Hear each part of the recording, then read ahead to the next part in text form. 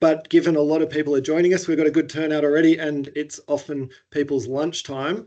We will roll on into the session on assessing the economic benefits of some of our trees. So thanks to everybody for joining us. I'm Allan, I'm the BARB Convenor, and yeah, this is our quarterly forum. We're trying to do a bit of professional development. The BARB is, of course, the BGANZ Arboriculture Professional Group. And yeah, we've done a couple of sessions where we're trying to provide a bit of networking and also some professional development, but this one's a little bit different because we're trying to also start to take some action and some ways we can actually use our skills to help support members, but also to support BGANZ in getting some information together on how important our trees are. So before I move into the session, I'll just let everybody know we're going to record this session and it'll be available on YouTube. Feel free to turn your cameras off if you don't wish to be recorded. And I'll run through a little bit of a PowerPoint on some of on things to do with benefits of trees. And then I'll sort of be taking you into a little bit of a how-to guide on carrying out a small economic assessment for some of the benefits using a tool called iTree. So whilst I'm running the PowerPoint, feel free if you've got a question, raise your hand, but also when I move, it's probably going to be better that either at the end we can have some questions or when I move into the sort of how-to guide and actually using iTree, it might be a bit better to fit questions in there, but by all means, raise your hand as they come. So I'm just going to share my screen. I'm up in the Blue Mountains Botanic Gardens in Mount Tomah. We have quite archaic network connections, so bear with us if anything drops out. It's quite windy up here again today, and I'll try to rejoin the session, but we will keep going, and hopefully we can sort of get this all done in the next half an hour, 40 minutes or so, and have a good chat. Okay. So can everyone see my PowerPoint? Yes. Fantastic. So basically, I'm not going to preach to the choir. A lot of us will work in botanic gardens and we all have a love and a good understanding of plants and trees. But what we're going to focus on today is actually assessing some of the economic benefits that our trees provide, have a bit of a chat about how you can help us with that, but also about why you might want to do that, and really putting some of the stuff to do with benefits from our trees into that context of botanic gardens, which is quite unique. And I will sort of move through this PowerPoint. So before I really get into it, I'd just like to acknowledge the traditional owners from the lands in which we're all meeting today. I'm on Darug and Gundungurra country up in the Blue Mountains, and many of you are on all sorts of other First Nations land. But in the BARB group, I always try to sort of start our acknowledgement by making it tree specific. And so many of us manage ancient pre-colonial veteran trees, and some of us might even manage some culturally modified trees. And I think it's important for us to really pay respect to that deep and ancient understanding that First Nations people had for their trees. And I'm sure across the Tasman in New Zealand, you know, the iwi and the Maori over there also have a deep connection there. And I think it's really wonderful for us to think about that and to see how we can incorporate that deep connection and knowledge into our practices, and certainly consider it in everything we do. And this picture here is a Wiradjuri culturally modified tree, I think out near Wagga Wagga. So yeah, just an absolutely amazing thing. And BARB are trying to look into how we can incorporate that and hopefully get some professional development opportunities there with some First Nations people. So the benefits of that trees provide, again, I'm not going to preach to the choir, but you know, there's some wonderful work out there from the Global Trees Campaign, particularly a lot of the researchers at the Morton Arboretum in the States. And Turner and Scoff and Cavendar, you know, there's a few of them, which a few of you, if you've tuned into me rant in some of my presentations before, I'm quite a fan. They do a lot of work on the economic benefits of trees and sustainability, and even how that relates to botanic gardens. And they've demonstrated in one of their papers of how trees actually can meet 15 of the 17 UN Sustainable Development Goals. And that can become quite nebulous, but I think it's important for us to think about how that relates to botanic gardens. And, whether it's cooling the environment, whether it's some of us in the urban centres, play a key role in the urban forests around us. There are so many of those goals and benefits which sometimes seem a little bit strange or just like it's a long bow. But what we're also realizing is that we can quantify a bunch of those benefits. National Tree Day and Planet Ark for a long time have put out things to do with those benefits. This is an old poster from one of the National Tree Day packages. And if you actually look carefully, all of these things have references against them, and many of them actually are quantifiable in dollar figures. And it's, I think a lot of us, especially the tree folk amongst us, you find it's very easy to talk about the benefits of trees. It's very easy to talk about things, often from an emotional perspective. But when we need change and we need funding or resourcing or all these other things, we really need to put dollars and cents to them, or we need to put empirical data to it. And that is often something that we're not great at, but also in the last few years, the ability to do that and the tools and the expertise in professional arboriculture has come so far so quickly and is advancing all the time that you only have to Google a little bit about the economic benefits of trees and you'll find some incredible information and tools out there to help you with that. So a good example of that is out of one of the papers out of the Morton Arboretum, and I think it's the same paper as that one about the UN Development Goals. There's some work on, we all know about the urban heat island effect, and they've demonstrated that, trees can cool the urban environment of up to 9 degrees. And the reason I put this slide in here is because I think it's important to talk about how that benefits our living collections, how it benefits our gardens. If the role of our botanic gardens is, primarily to house these amazing conservation collections for science and research, there's all the wonderful work of the Climate Alliance in, RBG Victoria and BGCI about climate-ready gardens and looking at how we do that. Well, the trees that are already in our gardens are providing this amazing benefit to create microclimates and protection for some of the rarest plants on Earth. But we can also start to quantify it, and the work by people like this gives you that ammunition, for want of a better term, to frame a conversation around why, even in our own horticulture teams, we might need specialist arborist resources, or we might need to really think about what our trees are doing. They're not just in competition with other plants in our living collection, they're doing something for us, and we can actually start to put figures on exactly how much they are cooling the environment or providing that reduction for them.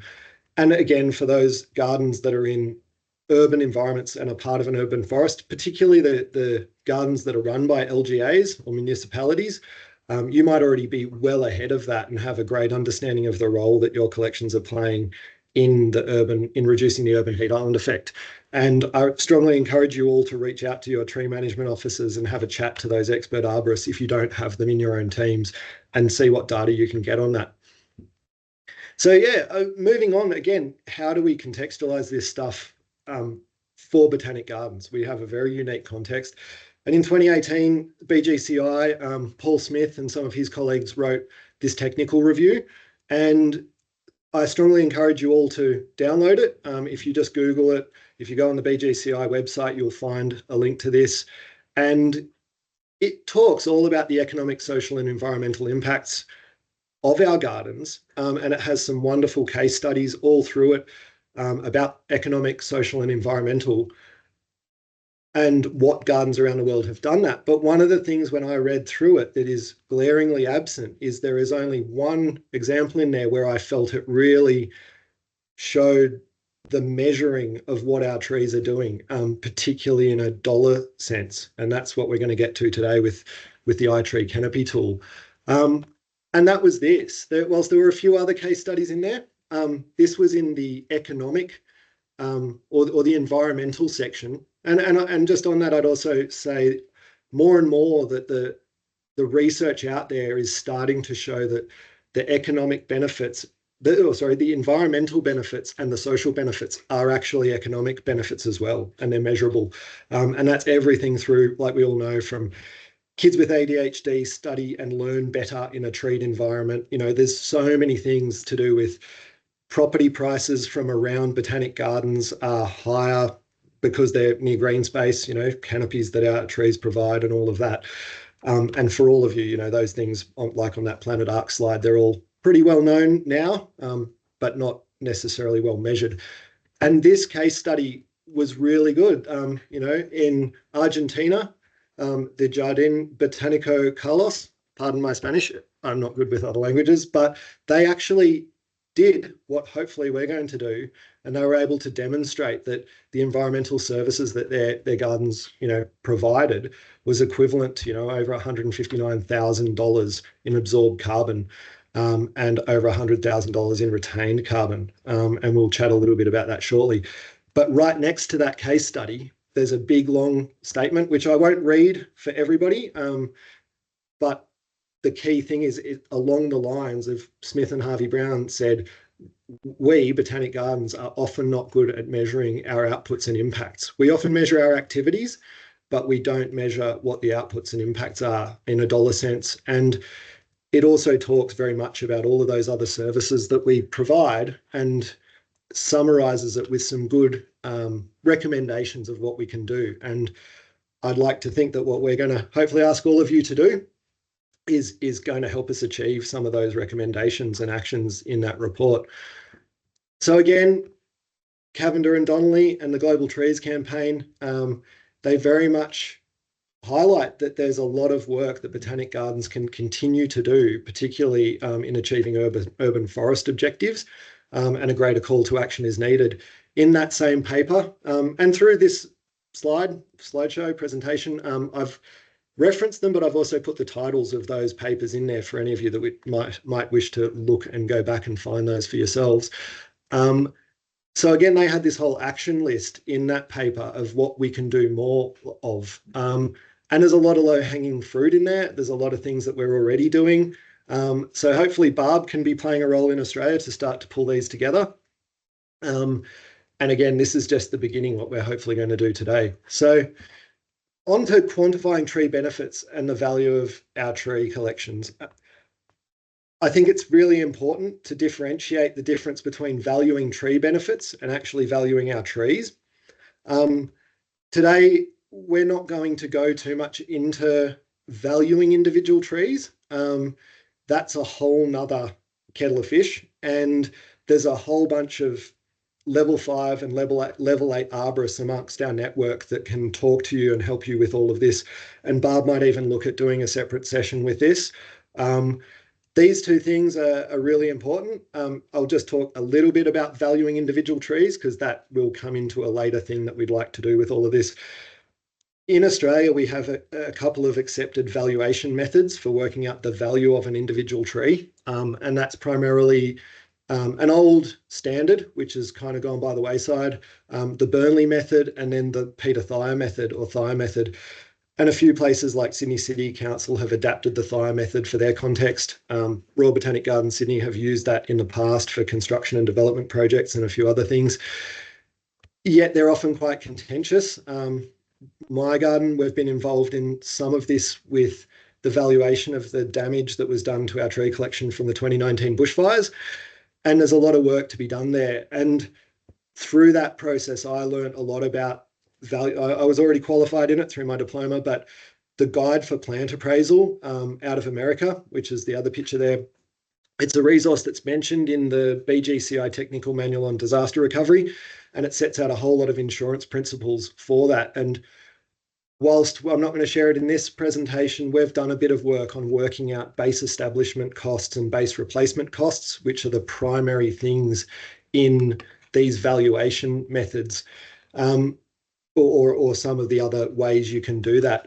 But even then, one thing I notice in the Burnley and the Thayer method is what is missing a little bit from those is some of this modern quantification of economic benefits, in particular carbon sequestration and environmental benefits that we're gonna do some work on today.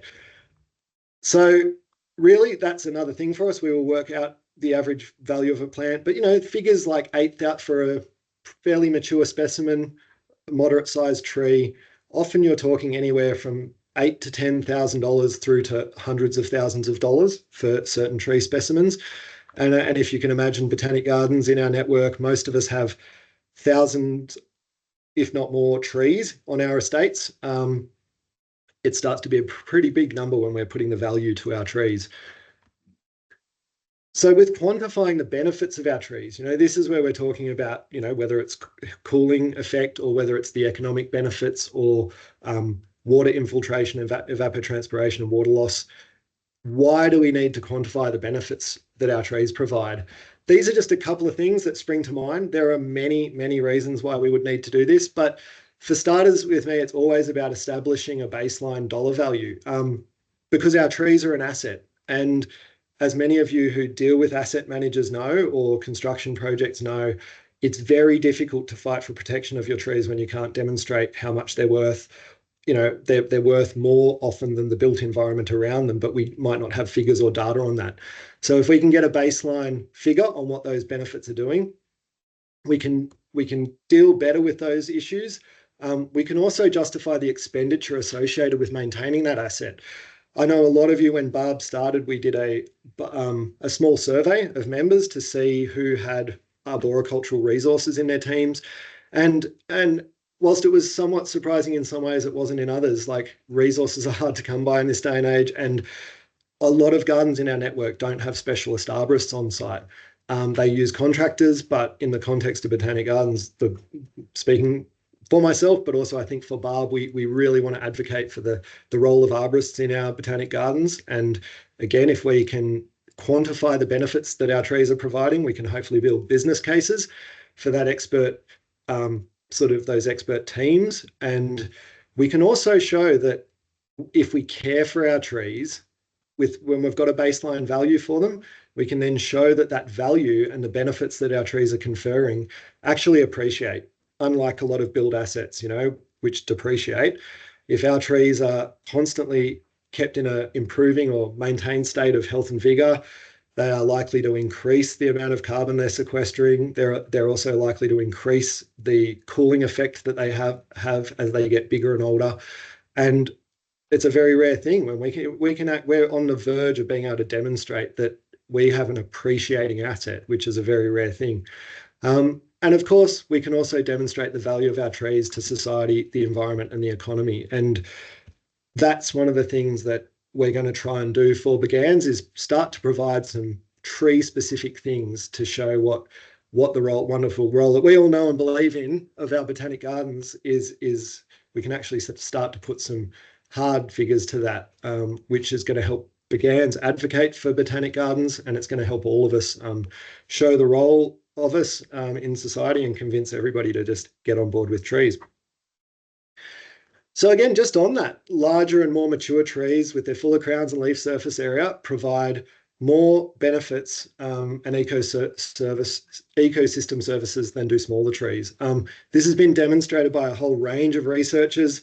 They're just some of the references, and it's going to start to change the way we think about these big old trees. This tree is sequestering, whilst it might be in a reduced state of vigor, it is still holding so much more carbon in its wood than many trees that are young. And even if it was equal biomass in trees that are smaller, this tree is doing more. And we're not even getting into the habitat and the other ecosystem services that these trees provide. This is just economic. So the role that we play as botanic gardens on influencing society and getting people to understand just how important these big old trees are in our landscapes. This is the role of all of us, and this is what BARB are trying to achieve. And if we've got dollar numbers that can back that up, then it's a lot easier to convince the people that don't really care about trees and say, cut it on down, look, it's propped up. Might not be the prettiest thing, but what a great conversation to have when you can talk about the benefits it's providing. And then, these are just good examples of that. So often in Australia, people talk about trees being senescent or over mature. The river red gums, this is 2 river red gums in South Australia. Can't remember the name of it, but a family lived in the one on the left and the other one's old emu foot. These trees are hundreds and hundreds of years old with retrenched canopies and renewed canopies. And yet they have had people build things around them. No one's mulched them. No one's looked after them. I think if you just look at old emu foot in the cavity in the middle, that's actually a sheep inside it. When I went to go and visit it many years ago, if we have arborists and we can look after these trees, we can actually improve the lifespan of these, and the benefits will be exponential. So how do we do it? Again, I mentioned earlier, there are all these tools that are just becoming more and more available, more and more accurate, easy to use. And there's a few out there, but one of the suites of tools that are fantastic and have been around for a little while is the iTree tool suite. And we're going to look at using one called iTree Canopy, which is a really rapid assessment, a canopy assessment, and it can be used by non-arborists.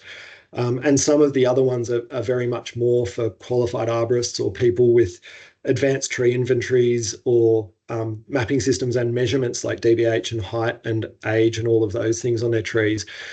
We're not going to go into all of them today. We're just going to focus on iTree Canopy, but I strongly encourage people to have a look at this suite of tools.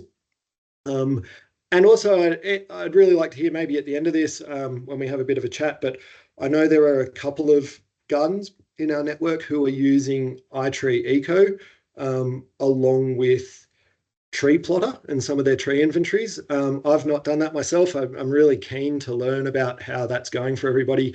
iTree Eco is a highly, as it says, with the little red circle there, advanced tool. And often a qualified arborist is able to use that to use tree data to derive individual tree benefits at a really accurate and high level. A lot of these tools have peer-reviewed research sitting behind them and peer-reviewed maths sitting behind how they calculate everything. And iTree Canopy is no different to that. And that's what we're going to get onto today. So what we're going to be asking everybody to do, if you would like to participate in it, is iTree Canopy is basically a desktop canopy assessment using some machine learning and sort of Google Maps technology on it. I've developed a little how-to guide. Some of the BARB committee members have helpfully road tested that for us and provided some reports back to me. So I'm going to run through just how easy this can be. And at the end of this, I'm going to provide some info where we'd love it if people would be willing to participate and do this for us, and then send it in, and I'm going to collate it all into a big spreadsheet and pull together a bunch of overall benefits. And what I will do is I'm going to just switch over to a PDF and give you a quick little look at the how-to guide that I've done. And then I'm just going to, hopefully if it works, jump onto the iTree Canopy tool online and just show you quickly how easily you can do it. So I'm just going to change my screen.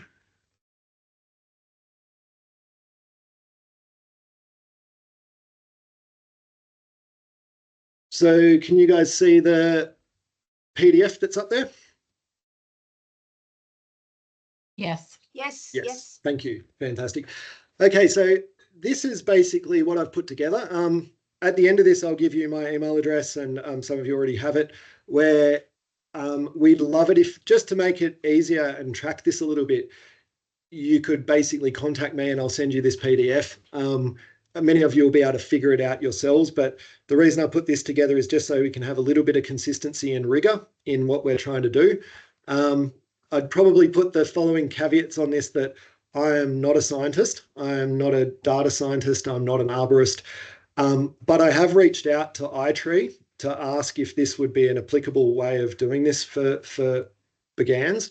And they've assured us that, with some level of accuracy, it'll certainly give us this baseline that we're after. And so there's a little bit of background here, and hopefully with some people who are a bit more computer savvy than others could probably do this in their lunchtime. Others, it might take you a couple of lunchtimes, but it's fairly straightforward. Like I mentioned, the BARB committee have had a little bit of a road test for this. Basically, you don't need to be an arborist. Anyone in your garden or organisation could do this, as long as it'd be best if you choose someone who's got a good understanding of the actual physical layout of the garden and of where the trees are and what things look like from a Google Earth image that may or may not have great resolution to it. There are loads of how-to videos on the iTree Canopy site. You know, some of them are a bit long, but they're really helpful, and they sort of explain how to set this up. And basically, what you do is you go through it, and I'll show you this quickly in a sec, is you go through and you draw a polygon, or if you've already got a shapefile of your garden, you could upload that, draw a polygon around it. Some gardens in our network have huge tract of natural areas or like non-living collection trees on their sites.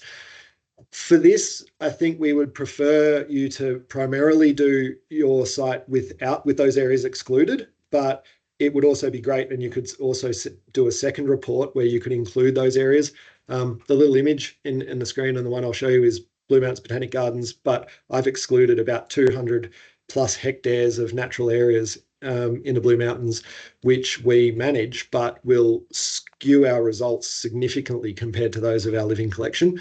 So basically, you draw a polygon, you then move through and do some regional settings. So a key thing in this will be to find an analogous climate. Some of you might know that really easily. Some of us smaller regional gardens, it's a bit more difficult. I've put some links in the how-to guide for some websites and BOM maps that might help you find analogous climates. Unfortunately, iTree don't have Australian data in the system just yet because there's quite a cost to that. So they've assured me that as long as you find a fairly analogous climate and city or location to yours that has a similar population, similar altitude, and maybe similar, you know, urban, rural, or industry nearby, so it's relevant to pollution, you will get a fairly similar result to using an American or a New Zealand system. New Zealand, there's some New Zealand data already in it. So for the New Zealand gardens in the network, that should be pretty easy for you guys to do. And then the other interesting thing is I've got a note in there that Australia, as many of us know, doesn't have a really globally consistent carbon price. But the energy regulator that sets the carbon price in Australia has announced a shadow carbon price of $70 a tonne, which they use for their decision making when weighing up the benefits of carbon sequestration. So if you use the New Zealand region settings, you'll get something similar to that. And as long as you've got some other parameters in there, you should get something that's fairly close. So again, I've got all the steps in there on how to set that up, setting it up as metric measurements and everything, and then running the report and how to file it and everything, and then you can send it through to me. So then I will change this over and show you one I've prepared earlier. So hopefully you can see my web screen now.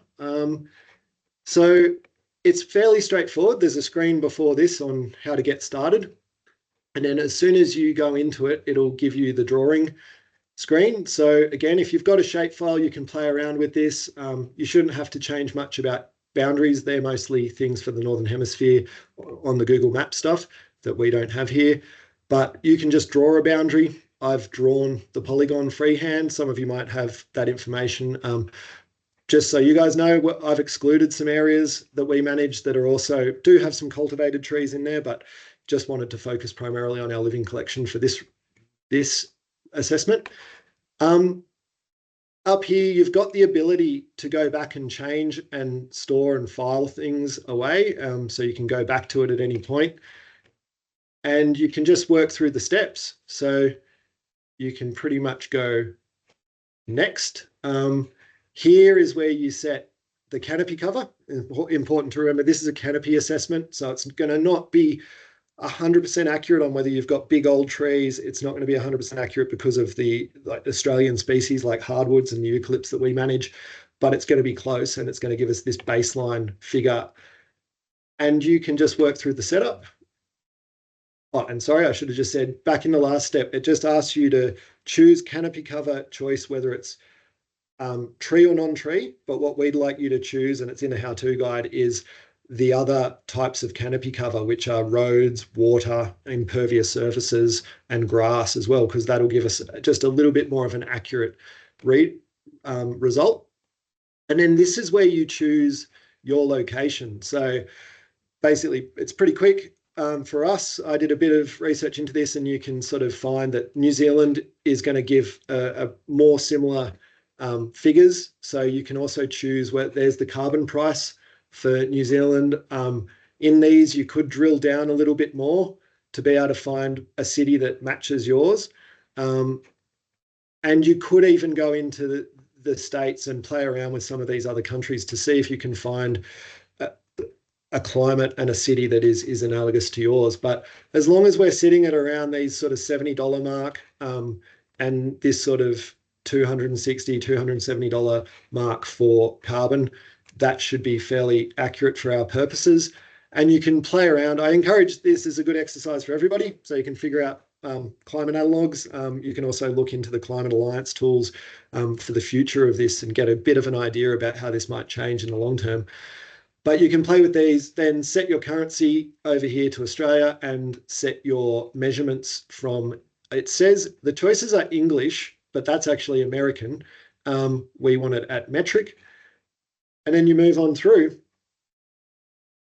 And this is when you start. And it's as simple as pressing this little plus, and that'll put a little arrow on something. And the arrow sometimes is very hard to see, but you basically then choose what cover class it is. So if it's a tree or a shrub, you just hit save and create new, and then it'll give you another one, and that's a tree or a shrub. And you basically sit there and do that until you've done about 500 of them. iTree encourages 500 plus, because then what it will do is generate a report, and you can hit that here. Oh, by the way, I encourage you to, if you save this along the way and title it, at any point, as long as you've saved that, it'll go to your download section. As long as you've saved it, you can draw it back at any time. And in the long term, if you've all saved them, if we then get more information from iTree about this, we'll be able to go back in and adjust any of the parameters in there to give us more accurate climate statistic sort of configuration behind it. And then once you hit report, it then gives us a report like this. Sorry, this is the next one. I will just, so, sorry, that wasn't the report I wanted. It was in my slide.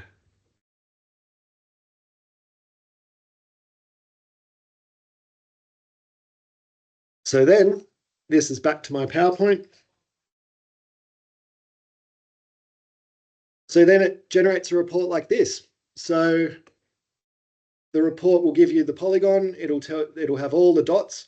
I believe you can also export a spreadsheet, an XLS format, which will have the locations of all of those dots on it, so that it could be reviewed and ground truthed or anything like that in future. And you will then get this readout of all these different areas. So it gives us a standard error rate.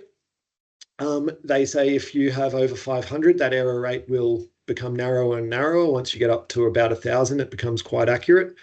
And we will get everything through to a hectare estimate, percentage of canopy cover for all of those things, and the benefits that they provide.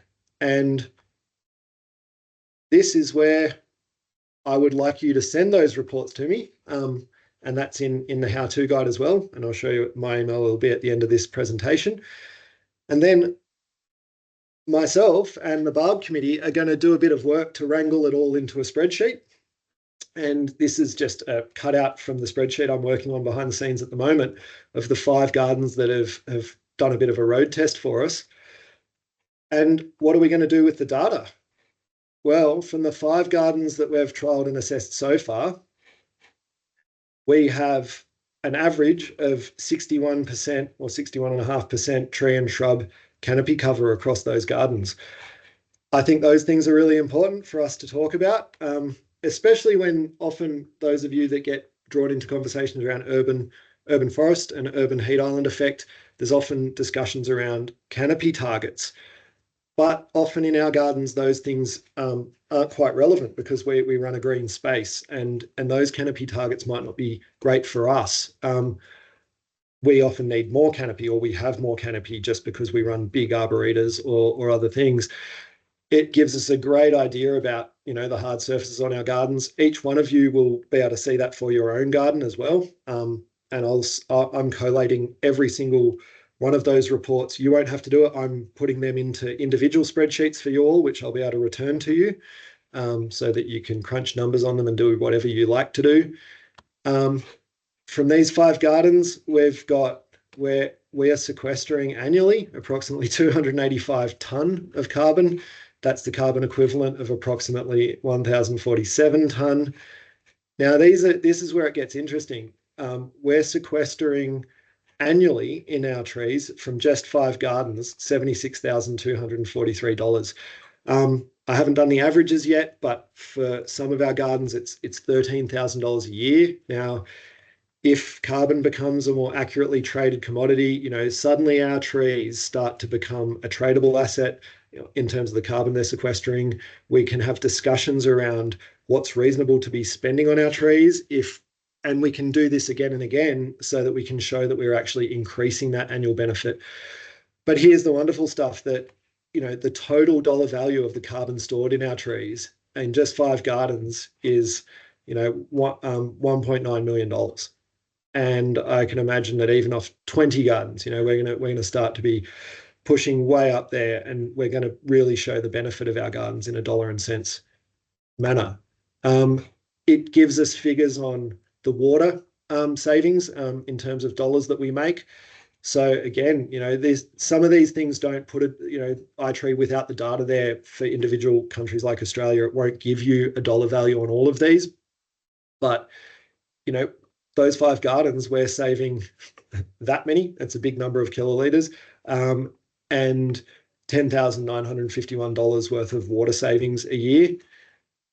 And in total, once we put the water savings together with the carbon savings, and there's also environmental particulate savings that they generate in the report, this is the total benefits from our trees in 1 year. It's important to note that the total carbon stored in trees isn't an annual measurement, but the other annual benefits. So I think that works out that is the total benefits from those 5 gardens trees, just in terms of carbon, water saving, and environmental pollution in 1 year. I think that's a pretty powerful figure, and I hope some of you agree. So then, I have a specialist ARB team. This is the role of BARB. We want to advocate for that. We're hoping we can help all of you build business cases for that. These figures can help with that. But with expert arborists, you can maintain, increase, and promote the benefits that your trees are providing to the community, environment, science, and global plant conservation. I think that's the role of BARB. It's what we're trying to achieve to help you all with that.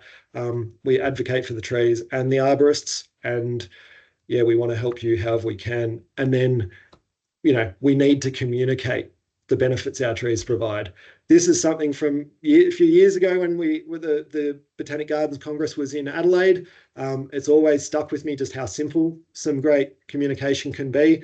But with BGANZ and the increasing advocacy that BGANZ are doing, I'm excited to hear from everybody how we can communicate these things to people. And again, hopefully this iTree canopy assessment is just the beginning.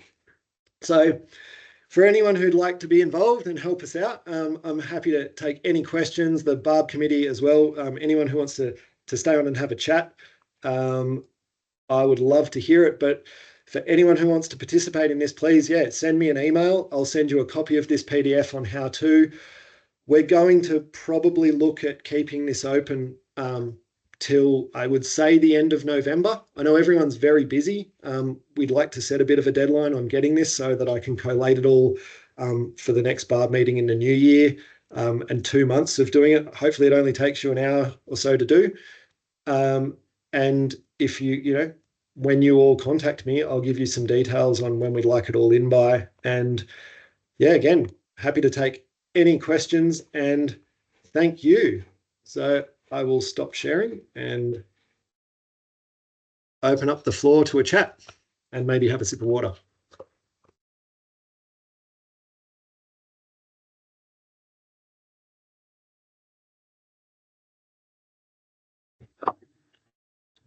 Hi, Anne. Thanks for that. There's a bit of a group of us here from the Melbourne Arboretum, and what you've proposed in that calculation method would be incredibly valuable. It's a lot of detail that you've definitely gone to there. I guess what we'd be interested in particular is how do you project future canopies based on new planting? And how does that then get measured, or how can you project the net dollar return based on like a future canopy extent? Yeah, Matt, great question. Some of the BARB committee and some other experts in the room might also have some great answers on this. I think some of those iTree tools, it's worth looking into. The iTree Eco and some of the things you can pair with your tree inventories when you've actually got those measurements. I think they have a planting tool as well and some canopy projection tools. Yep. So it does start to get a bit complicated, but some of those tools can definitely do some of those things. And I think that's the next step. This is just a very rapid assessment, the iTree canopy one, because we just want to make sure everyone with different resources can sort of get us something together. But I strongly encourage that. I think level 5 arborists and some people that have a bit more specialized in that are able to do that. I think there's a few people who are already using Tree Plotter, one of the some of the off-the-shelf tree mapping systems in conjunction with their inventories and iTree Eco. And I think iTree are working all the time at ways in which they can sort of key those things into that long-term projection stuff. Yep. So okay. Yeah, thank you. Maybe it might be something that we talk about in the future as well as we progress. Thanks. Yeah, it'd be great. So Chad's just said they use forestry. So yeah, I think there's a few online systems. I think Streets Ahead and a few of the older systems are doing it, and some of the I'm not sure. I think Melbourne City Council. I think with the GIS software and some of the things that are being done there. I think there's a lot of urban forest managers that are probably a fair way ahead of Botanic Gardens and Arboreta with that sort of stuff. Yep. Amazing. Thank you. Is there anyone else with any questions?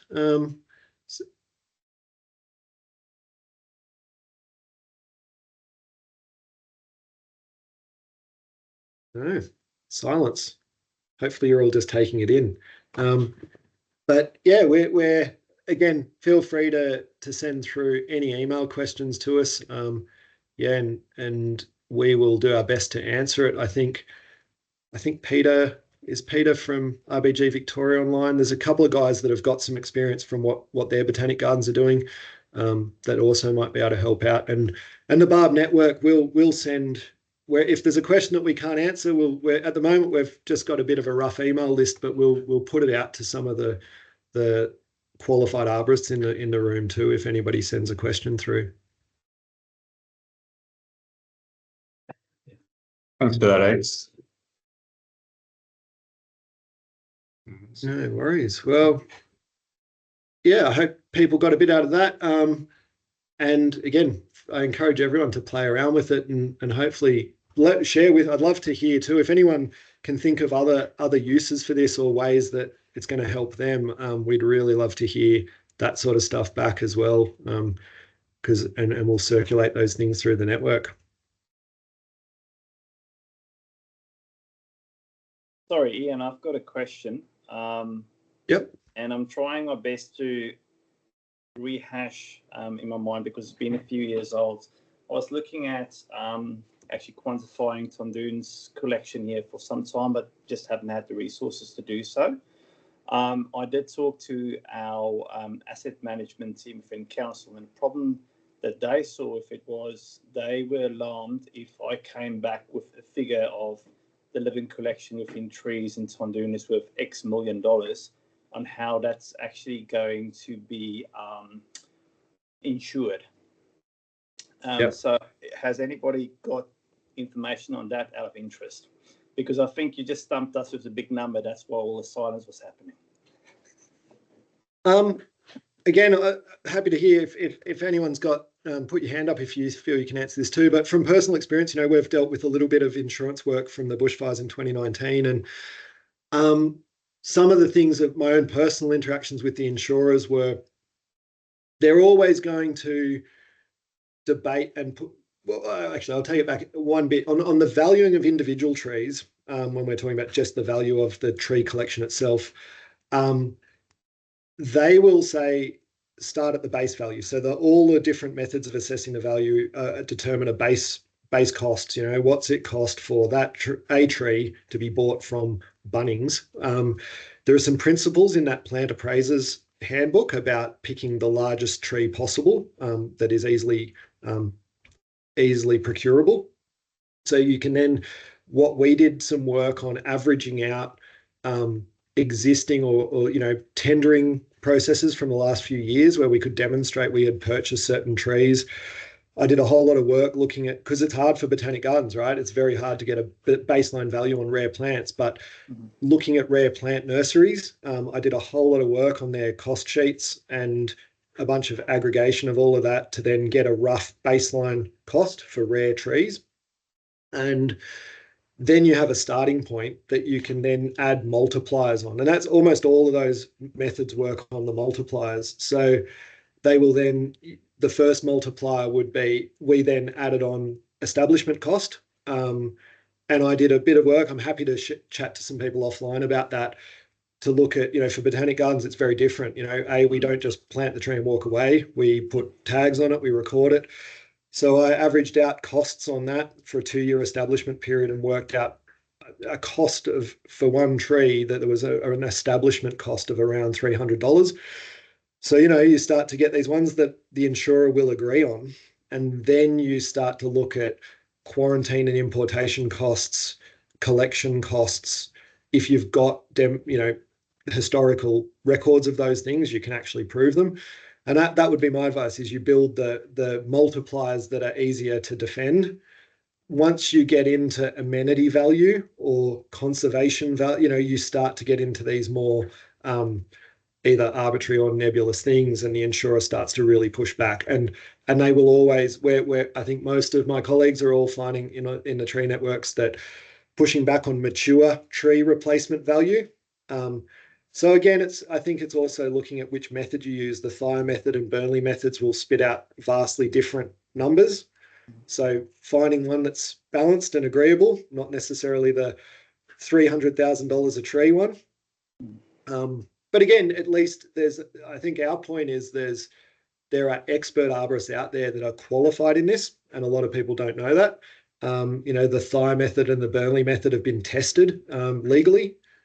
So, people might push back on it but it can also be a positive. And that's why we want to focus on the benefit side of it. So there's the base value of your trees, but then there's the benefits that they're actually conferring. Because then someone says our irrigation asset underground is of $5 million value and it wets everything down and keeps it alive. Well, our tree asset is worth 10 million and it's doing the same thing. That's what it's come down to, because for me at that stage, that's a few years ago when that conversations was happening, I think the number just potentially scared them, how much worth it could be the actual asset. But I was actually trying to offset the operational cost of the irrigation cost of the gardens with the value of the trees. So that's what I was looking at doing. And we'll try and go there again. But I think now with the BARB group, we'll have better support within BGANZ as well to actually try and achieve those sort of things in the near future. And I think some other regional botanic gardens specifically as well will get great benefit from that. So thanks for the work you guys have done. It's fantastic. Thanks, Barry. Great.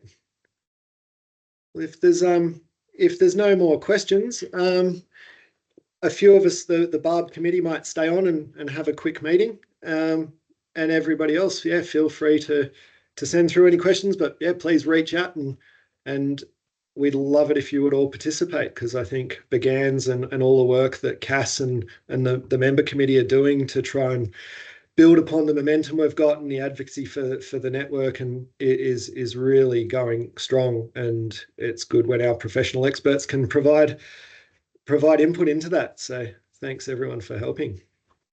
Thanks, Ian. Thanks so much. Thank you.